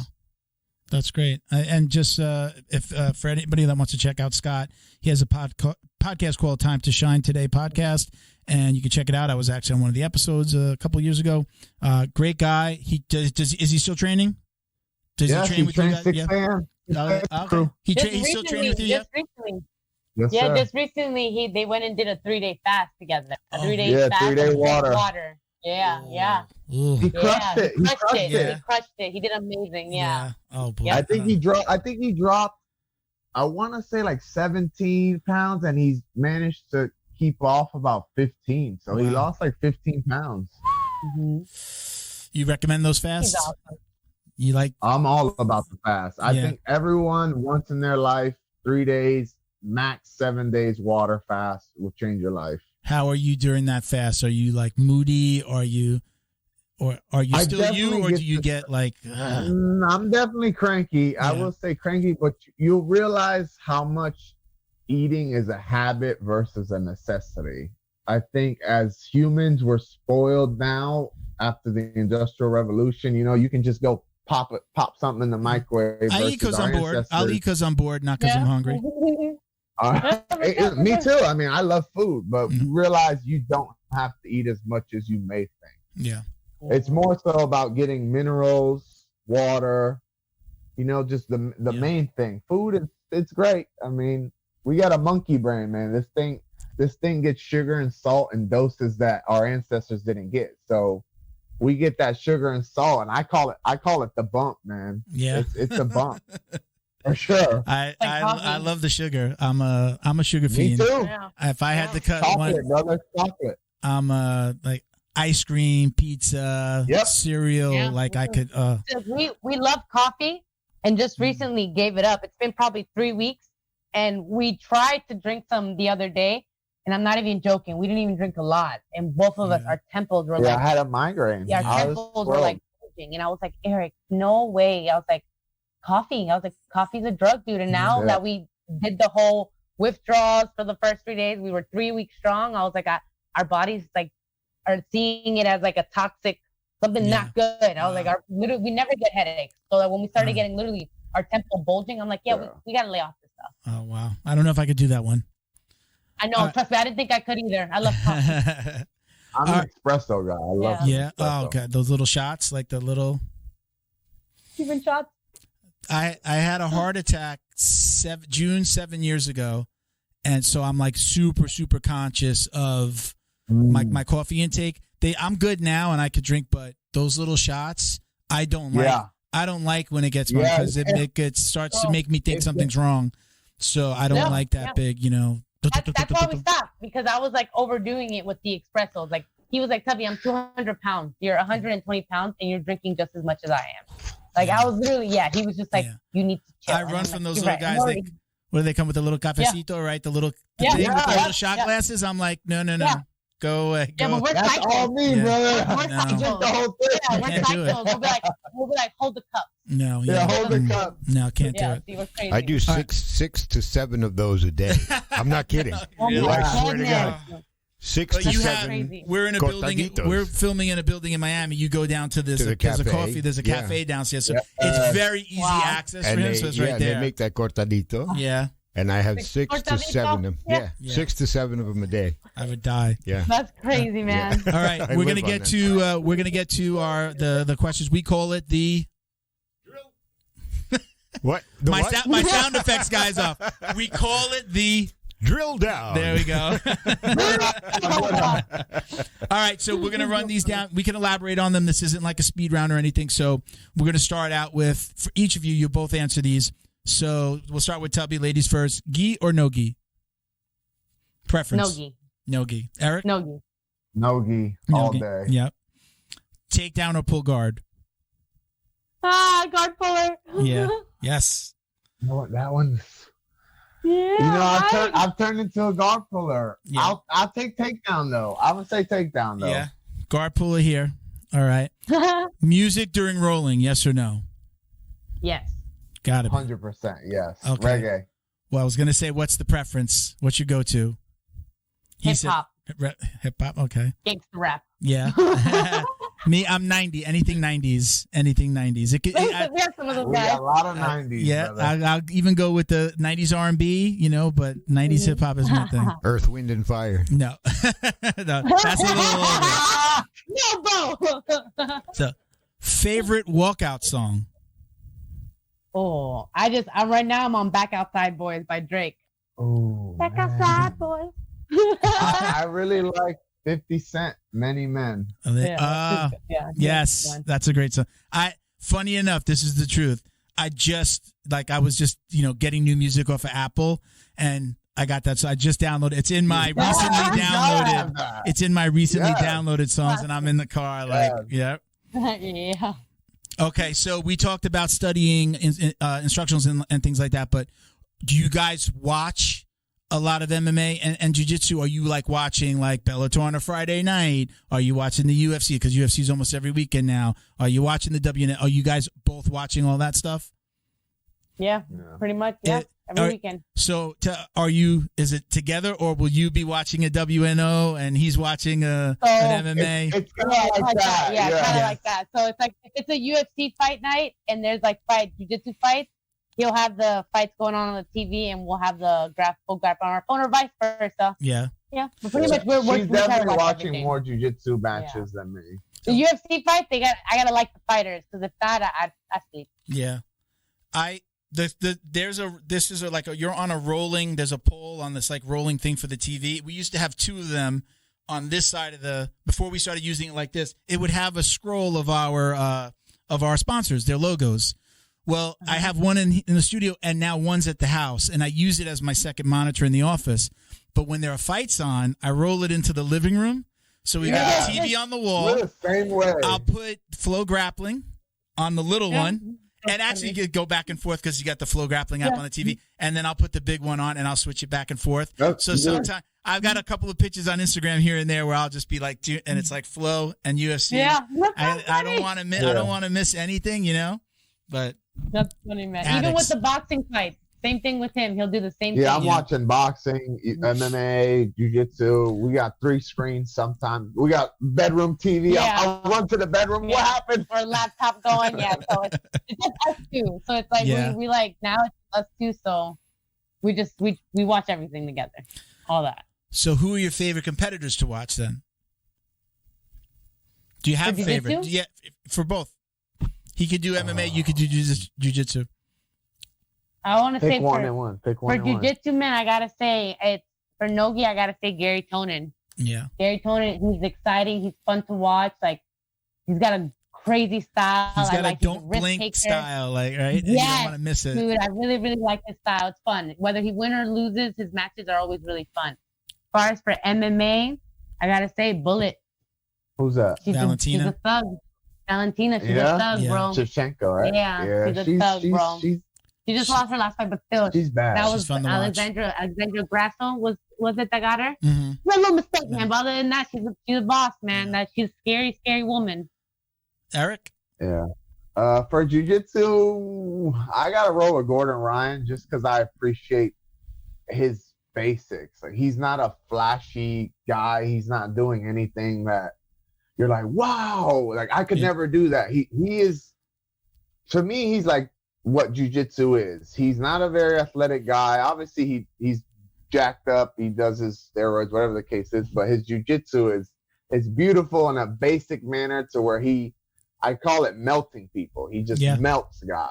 And he, like Roger Gracie for years, you knew Roger Gracie was going to mount you and cross choke you, but you couldn't stop it. Yeah. So I really appreciate those basic, I know what this guy does, and I still can't stop it because he's so good at it. My co-host Miguel calls it, I think he calls Gordon a meat blanket.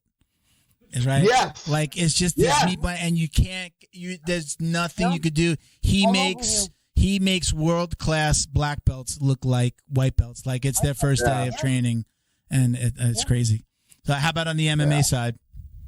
Ooh, MMA. I'm going to roll with Israel Adesanya, man. I really like him. I was a huge Anderson Silva fan, and I felt like Anderson kind of passed that torch to Israel. Yeah. So I feel like he's that guy. Are you, in your own career, are you like a talker?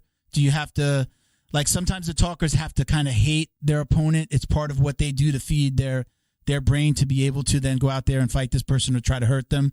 Are you a talker, or are you a little bit more laid back? Which I'm very much the guy that's silent until the chaos breaks out. Yeah. Like, I'm the quiet guy in the corner.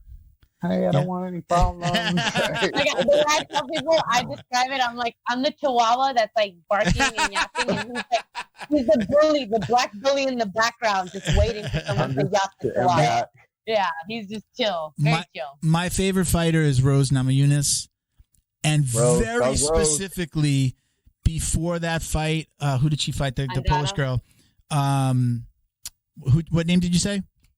Jessica Andrade. Before that fight? No, the other one. She fought the Polish girl that fights the American Top Team. That she looked like an alien after one of her fights. Joanna Jędrzejczyk. When I don't know, I think it was maybe the first fight when they were like, she was really trying to get under Rose's skin. And remember, they did the face-off, and she was doing, like, I think a Hail Mary. Like, she was just reciting the Hail Mary. That was, like, I feel it right now. Like, I get chills thinking about it. Like, she was trying to bully her so bad, and Rose was just like, I'm just going to keep my mouth shut. I think it kind of maybe brought her back to some bullying days and things like that. Mm-hmm. And just that the way that she acted in that moment, I just totally respected and kind of, like, felt that. I think every kid's probably had a bully. Even if you were a bully, every bully had a bully, right? You were a bully because you got bullied, right? Mm-hmm. So it just brought me back to that. And I was just like, wow, she kept her composure. She just kept her composure. And then she went out and she beat her. And that was amazing. It was just like, that was like probably one of the best fights. She's my favorite fighter. A lot of guys, like, they always have a guy feel. I think most of the time, the girl fights on UFC and even in the jiu-jitsu cards are better than the guys, and it took a lot of time to get there. I think I have a reason why. I'll let Tubby. Why do you think that sometimes the girls' fights are, or almost all the time, the girls' fights are better than the guys? Because bitches are crazy, Milton, okay? They're fucking wild. Seriously, like, I tell him, I'm like, man, girls are just, I feel like they take things more personal. They definitely more emotion involved. There is some estrogen there, so there's way more emotion involved. And girls are just crazy. They're more riskier. Like, they're just risk takers, you know? Yeah. You don't really see flying arm bars from the guys in the octagon. Like, you don't really see, just crazy stuff like that. It's the girls. They're just risk takers. I just feel like they're just crazier. They're crazier and they're more emotional. Do you feel emotional. Like, I feel like just almost like sometimes when the undercards, the guy, men or women, sometimes those fights are better because they're trying to get, like, they're trying to prove something, right? Yep. They're trying to get there to that main card, right? I feel like no matter how far we've come, I think the women still feel like they have something to prove, and they really let it all out in the ring. And there's just no, you know, there's no brake. There's no brake pedal, right? It's just gas.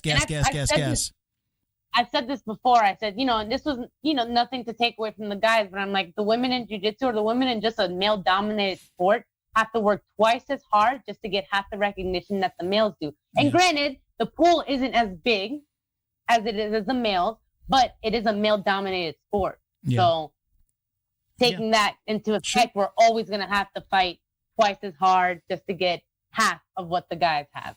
Okay. All right, so let's move on to our next question. What is your ultimate goal in the world of jiu-jitsu and MMA? We'll put them together. What is your ultimate goal in this world? I want to be a multiple-time black belt world champion, and I want to hold some titles, whether it's for different organizations, as far as like my professional career, as far as my teaching and stuff. I want to build something that will last in the community. I want to build something that, you know, it's like a safe haven for kids that are getting bullied, for adults that feel like there's no sport out there for them. You have all these sports where basketball, you have to be tall. Football, you have to be big. You know, soccer, you have to be able to run. Boxing, you have to have good upper body, like strong. It's like jiu-jitsu is for anyone. And I feel like for professional career, I want to obviously get as many medals and accomplishments under my belt. But for teaching and legacy and things down the line, I want to create something great for the community. So what we're building right now, like I said, is we're here for the people. We're here to serve them. We're getting people from different gyms, from people who've never done jiu-jitsu before, and they're walking in and they're just like, man, it's different here. The vibes are different. We like the vibes. We like what you guys are doing. Just today, we went and our dentist was telling us, he does jiu-jitsu. He was telling us, man, I feel like jiu-jitsu is like, the way he described it, he was like, you're in first grade to 12th grade. And he was like, in jiu-jitsu, you're like, one day you're in first grade, the next day you're in 5th grade, next day you're in 11th. He's like, there's not really a systematic approach to jiu-jitsu, which is what we're trying to do differently. We're trying to basically make it to where you can go through each grade level, you know, and get where you're supposed to be in that time frame. But yeah, we want to do big things with the gym. Ultimately, we want to have one of the best jiu-jitsu schools. If not, we already are. Best jiu-jitsu school in West Palm Beach in South Florida. Yeah, that's it. The gym that you're coaching at, is it your gym or you? That's a plan. So right now we're eventually we want to, you know, expand and do our own thing, but we're renting time slots from a different martial art. So the gym is called Sistema Martial Arts. Okay. They teach like a Russian martial art. So it doesn't coincide with jiu-jitsu. It doesn't clash or anything. Okay. It actually does help with like it's kind of similar to like the movement training that Ido Portal was doing with like Conor McGregor and stuff. Okay. So similar to that. So yeah, so right now we're just renting time slots. Eventually we want to add more classes, build the program up, and then down the road do our own thing, open up our own place. I know somebody who's done that and done it real successfully, and I know you said Sanford MMA. I know Drew over at down here in Fort Lauderdale. I don't know if you know Drew. He does A&M Jiu-Jitsu. Hard Knocks? Drew, hard, yeah. I know. Drew's a good friend. He's co-hosted the show a bunch in the beginning when he was. I met him at my very first school. So I mean, I think he might have a different deal now, but that's how he started down there. He was kind of just basically, you know, he had his time slots for that space on the mats there. So that's right now with the with the what do you call that? The way prices are right now with buildings and stuff like that, that's probably the best way to go until the market crashes. Yeah, true. Okay, very last question. I know we all said that we like no gi, but I know that you guys both train in the gi as well, correct? Yeah. Okay. Yeah. Do you or do you not wash your belt? I don't wash my belt. Wait, hold on. Half the time it rolls off. Half the time it falls off. I have belts. I think my purple belt. I have my purple belt for the longest. Right? Yeah, you never washed. And that thing was bad. That thing was like on threads. But no, to be all right. I'm not a pata sucia or anything like that. But I mean, the belt comes off like most of the time during training. So it's like it doesn't get soaked. My gi, on the other hand, is like soaked. So my belt is never really like wet. It's never really dirty. What's happened to your stripes if you wash your belt, brother? Come on. Restripe yourself? No, so I got, yes, I do. I have the belt. I have the belt that my coach gave me, which I actually just started wearing again. And then I have one of my sponsors gave me a Flow and Roll. One of our sponsors, he had given me a couple of gis and a belt. So I had both of them. So when I got my stripes, I did put my stripes. I was like, okay, I got to put it on the other belt. I didn't know that. I thought that was okay. I gave a little speech in my laundry room when I put it on. I did my first, like, I'll just talk about my brown belt. My brown belt, I pretty much was washing it at least every 1 or 2 times after training, like every training. And then I would go, at least if I trained a couple of days, okay, I just throw it in with the gi. I never knew. We've joked about this since the beginning because I never, up to like maybe purple belt, I was just always washing my belt. Nobody told me not to. Nobody told me there was this thing or nobody said anything. So when I started doing the podcast, one of my training partners from the newer school was like, you don't wash your belt. That's just like a mortal sin. So it became a thing and a joke on the show. But I've always washed it. I do have 2. I just carry them around. I do have 2. One, I'm actually more like, I know it's supposed to be like, it fades. It shows the time on the mat. Yeah. Me, I'm like, my belt is so faded. Let me grab the new one and start wearing the new one. I'm an idiot. I'm an idiot. Like it's like a shirt. I won't even wear another belt. No, he won't. He has one belt that he'll wear. My black belt that I received from my promotion, I will not. I got like 6 of them, but he's got only one that he'll wear. Like it's like, it was almost like a t-shirt. I'm like, oh, this t-shirt is faded and old. I'm gonna wear another t-shirt. I was looking at it. I'm like, wow, that's really faded. And knowing all this and having this conversation, I'm like, oh, let me put on the one that now I'm wearing the one that my coach gave me. But I mean, I don't think anybody really noticed, but it is at 3 stripes and it's like bright brown. What's that? Was it like almost white, like a reddish white? No, not that bad. No, not that bad. It was just like, oh, I got this other one in my bag. Oh, this one looks nicer. That's when the material. I'm the complete opposite. That's his when the purple belt was literally turning white. Yeah, it was white. It was literally turning white. Like the threading and stuff was coming on. It was turning white, like a pale purple. Yeah. I was like, I think you need to give this thing up, man. We had Wagner on one time. He was in studio with his wife. He was sitting right here. And when I said I washed my belt, he looked at me. I swear to God, I thought like that. He looked at me like, are you fucking kidding me? What am I doing on this show? This idiot is the belt washer. Like, I felt, he's washing his belt. I remember, like, I said something to him like, oh, okay, I guess I'm not washing my belt anymore. He looked at me like, this fucking idiot. And I was like, I thought this guy's going to kill me. I was just like, oh, okay. But I will every once in a while. I will like spray it with some Lysol, or we have another sponsor, Nutrizone Clean. We have like a spray that's like something that you use for the skin and stuff. So I'll spray it on the belt. If I'm throwing, you know what it is? If I throw it in my bag, like I want it to be clean. I don't want to throw my smell. Like I use the same bag. So if I put it in the bag, it's clean. If not, I have this thing that you can wash like your equipment in. You know, like sometimes the glove, like the hand wraps come with the little bag that you can put it in to wash it. So it doesn't the Velcro doesn't get right. Well, there's a big one called the Stinky Bag. Again, this was like a sponsor thing when we first started. It's called the Stinky Bag, and they made it. They were selling it really at the beginning of COVID. They were like marketing it to nurses and doctors. Like, throw your scrubs in this bag, and then you unzip the bottom and you throw the whole thing in this mesh bag, so you don't have to touch your scrubs. You don't have to take them out and put them in the wash. You open the bag and you just throw the whole thing in, and they like sponsored us for a little bit and they gave us all the bags. I still use that, and if I leave the gym, I put my gi top and my belt in there, and then I put that inside of my gym bag and bring it home. And then when I go home, I'll like lay the belt out or wash it, and then I throw the gi top with the rest of my stuff. I'll keep my pants on when I go home, and then for the drive home, and then throw them in the wash. That's just the way that I've always done it. It's just like second nature. When I go home, take it off in the laundry room, I throw it in, go take a shower. When the material... You dry your gis? What's that? You dry your gis? No, I can't dry my gi. I'm too Okay, I'm good. too I'm about to say, you want to that and you dry your gis? No, if my A3 will turn into an A2. Okay, cool. That I don't do. I lay them out. But yeah. Cool. So that's the story behind the belt washing with us. So we've always had this thing, but everybody has a different take. I kind of think the reason that I really liked asking it because I thought it was really funny that my co-host thought he was of the mindset like you're washing away the skill and the blood of your training partners. Nobody ever told me that, so I was training for so long. Nobody ever said like don't wash it. They told me that nobody said it for so long that I was doing it my way. So then when I would hear that, I would be like, are you serious? Really? My skill is in the belt? And then it became a joke and a thing, and we ask it to every guest. So that's where we are. I hear that too, though. Oh man, I would feel like we tell our students like, don't wash the belt. No, that's bad. Tell them there's COVID in the belt. There's COVID in there now. Man, everyone was washing their belt. All right.